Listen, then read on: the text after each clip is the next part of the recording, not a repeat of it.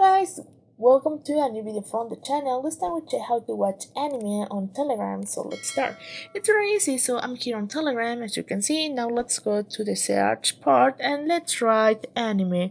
Here on anime you can find many channels, and for example I have this one. In this part I can start watching anime and in different way. If you want to watch another one, just write anime, and here on anime you can find it. So for example, I have this one and we have animes in Spanish. In this case it's not available, but we have another one. If you want to check it, you can go to that channel on media or depend on what you want to watch. So that is how we can start watching anime on Telegram. Depending on the channel, it uploads the episodes or something like that. So that is how you can do it. Well guys, I hope this information helps you.